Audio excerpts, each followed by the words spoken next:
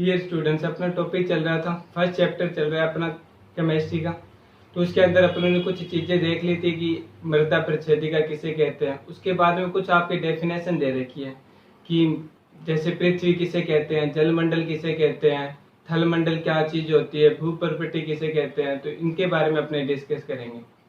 अपनों को पता है कि पृथ्वी अपने जहाँ पर निवास कर रहे हैं वो क्या है, पृथ्वी अपने पृथ्वी पर ही रहते हैं। लेकिन ये पृथ्वी है क्या, पृथ्वी की डेफिनेशन ये बनी कैसे थी।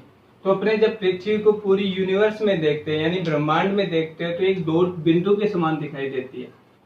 मतलब ये मान लो ये पूरा क्या अपना यूनिवर्स है, ब्रह्मांड है, उसके अंदर जब पृथ्वी को अपना देखते हैं तो एक छोटे से बिंदु के समान दिखाई देती है। इसका रीजन ये है कि जो ये अपना यूनिवर्स है ये कितना है, कहाँ तक है, इसकी लिमिटेशन क्या है, कुछ भी अपने इसे क्या नहीं कर सकते, काउंट नहीं कर सकते। अनंत है, अपने बोलते हैं ना यूनिवर्स क्या होता है, अनंत होता है। अपने उसकी दूरी कोई क्या नहीं कर सकते, काउंट ही नहीं कर सकते।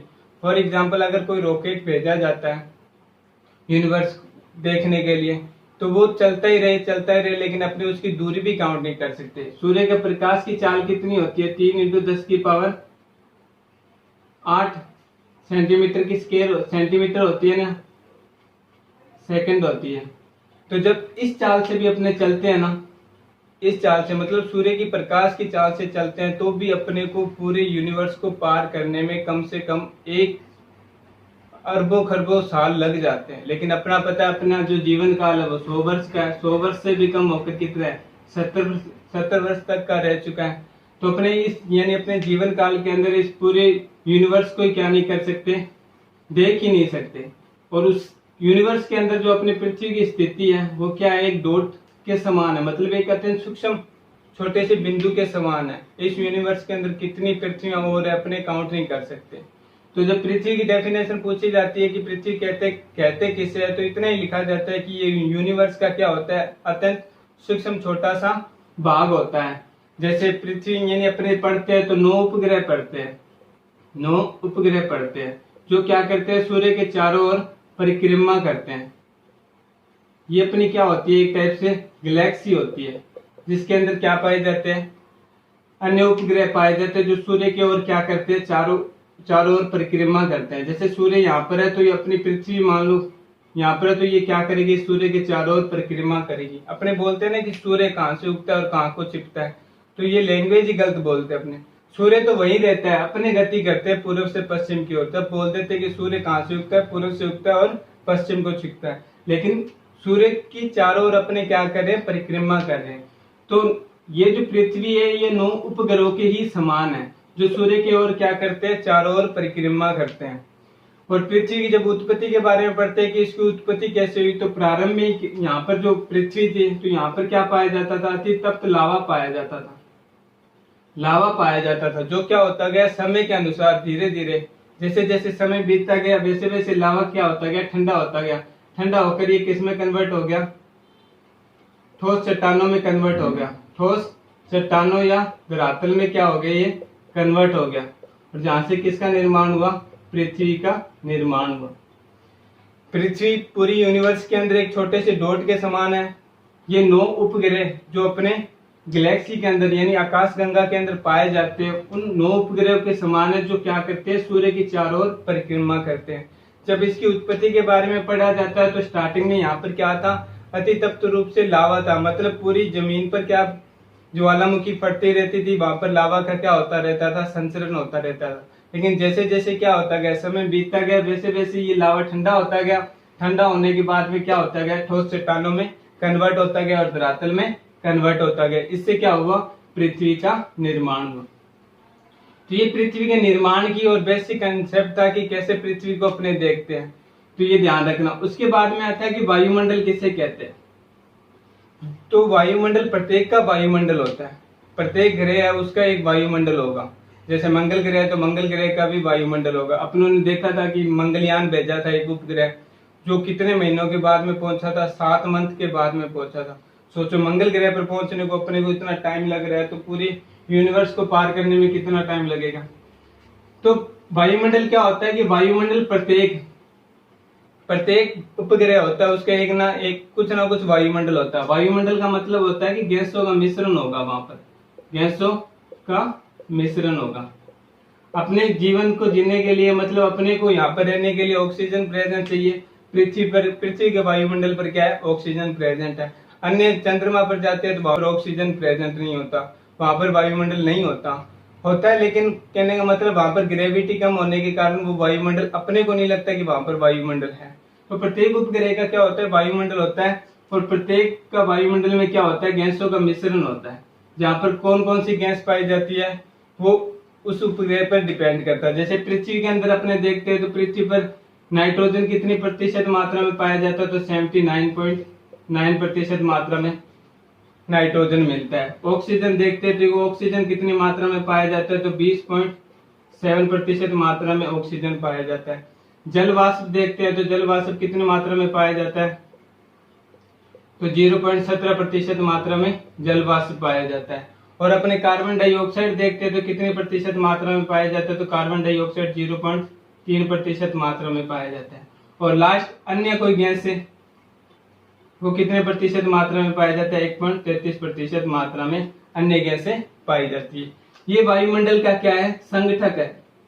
आपसे पूछ ले कि वायुमंडल का, पृथ्वी के वायुमंडल का संगठक लिखिए, तो उसके अंदर अपने को यही लिखना होता है कि नाइट्रोजन की प्रतिशत मात्रा कितनी है, ऑक्सीजन की प्रतिशत मात्रा कितनी है, जलवाष्प की मात्रा कितनी है, कार्बन डाइऑक्साइड की मात्रा कितनी है, अन्य गैसों की मात्रा कितनी है। तो ये लिखना होता है अपने को। अन्य गैसों का मतलब उत्कृष्ट गैसें ले सकते हैं। अपने पृथ्वी यानी जो वायुमंडल है, वायुमंडल में कौन कौन सी उत्कृष्ट गैसें पाई जाती है, तो एक हीलियम पाई जाती है, नियोन पाई जाती है, आर्गन पाई जाती है, क्रिप्टोन पाई जाती है और जीनोन पाई जाती है। ये अपने वायुमंडल में अन्य गैसें पाई जाती है जिन्हें क्या बोलते हैं, उत्कृष्ट गैसें बोलते हैं। ये ध्यान रखना कि उत्कृष्ट गैसें कौन कौन सी पाई जाती है, तो helium, neon, xenon, argon, krypton, ये सारी उत्कृष्ट गैसें अपने वायुमंडल में पाई जाती है, या फिर अपने कह सकते हैं कि अपने पृथ्वी पर ये प्रेजेंट है। तो ये चीजें था कि वायुमंडल का संगठक था। तो वायुमंडल के संगठन में ये ध्यान रखना है अपने को कि क्या कौन कौन सी चीज पाई जाती है। आपसे पूछ लेगा कि उत्कृष्ट गैसें कौन कौन सी होती है, तो आपको उत्कृष्ट गैसें लिख के बतानी होगी कि हीलियम, नियोन, आर्गन, क्रिप्टोन और जीनोन, ये क्या होती है, उत्कृष्ट गैसें होती है। और वायुमंडल का संगठन पूछ ले तो उसमें नाइट्रोजन गैस की मात्रा, ऑक्सीजन गैस की मात्रा, जल वाष्प की मात्रा, कार्बन डाइऑक्साइड की मात्रा और अन्य गैसों की मात्रा लिखनी है। ये वायुमंडल के संगठन के बारे में था। वायुमंडल होता क्या है, तो वायुमंडल में गैसों का मिश्रण होता है जहां पर इस टाइप की गैसें पाई जाती हैं। उसके बाद में पूछ लेता है आपको जलमंडल किसे कहते हैं। तो जलमंडल जो पृथ्वी, अपनी पृथ्वी का जो थलमंडल है, पृथ्वी का जो थलमंडल है, उस थलमंडल पर जो जल प्रेजेंट है, जल उपस्थित है, जिस जिस भाग पर जल उपस्थित है उसे क्या बोल देते हैं, जलमंडल बोल देते हैं। पृथ्वी के थलमंडल यानी पृथ्वी का थलमंडल मतलब पृथ्वी की जो सतह है, उस सतह के ऊपर कितने प्रतिशत भाग में जल प्रेजेंट है उसे क्या बोल देते हैं, जल प्रेजेंट बोल देते हैं। अगर अपने विश्व का मैप देखते हैं ना, तो अपने पाते हैं कि पूरी जो पृथ्वी अपनी पूरा विश्व है वो चारों ओर से क्या हुआ है, पानी से घिरा हुआ है। मतलब पृथ्वी के लगभग 6.9% भाग पर क्या पाया जाता है, जलमंडल पाया जाता है। 6.9% भाग पर क्या पाया जाता है, जलमंडल पाया जाता है। अगर कभी कहते हैं ना कि गॉड को क्या करनी होगी, पृथ्वी का अंत करना होगा, तो चारों ओर से क्या कर देगा, पानी के लिए सुनामी ला देगा, जिससे क्या हो जाएगा, ना सुनामी से कोई चीज बचती तो है नहीं, पृथ्वी का क्या कर देगा, अंत कर देगा। तो ये किससे करेगा, जलमंडल से ही करेगा। रामायण देखते हो या कुछ भी चीज देखते हो, वहां पर लिखा होता है कि कलयुग का अंत कैसे होगा, सुनामी आएगी या कुछ आएगा, नाटकों में देखते हो। तो वो इस आधार पर ही कहते हैं, क्योंकि पृथ्वी की जो अपने पृथ्वी देखते हैं, पूरा विश्व का मैप देखते हैं, तो एक साइड प्रशांत महासागर, एक साइड अंटार्कटिका, हिंद महासागर, ये जो महासागर है ये चारों ओर से क्या करे हुए हैं, पूरे विश्व को घेरे हुए हैं। तो पूरी पृथ्वी के ऊपर जो जलमंडल का हिस्सा है वो कितना है, 6.9% भाग पर जलमंडल प्रेजेंट है। ये चीज अपने को क्या रखनी है, ध्यान में रखनी है।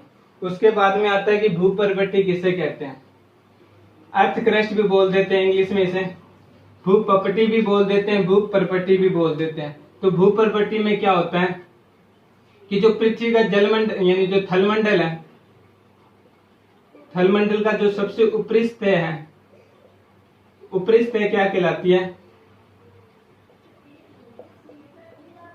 ऊपरी सतह को अपने क्या बोल देते हैं?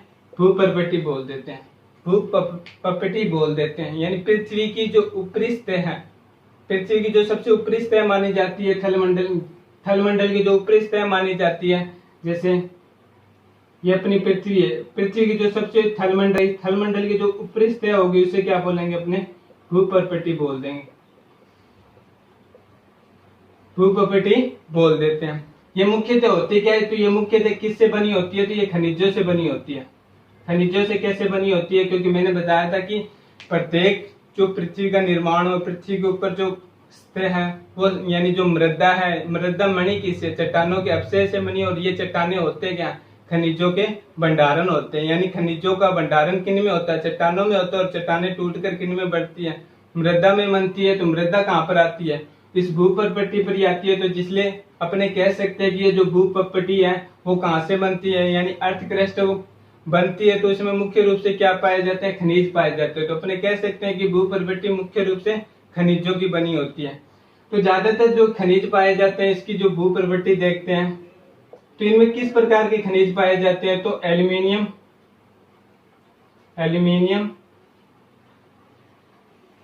सिलिकेट का संगठन मिलता है।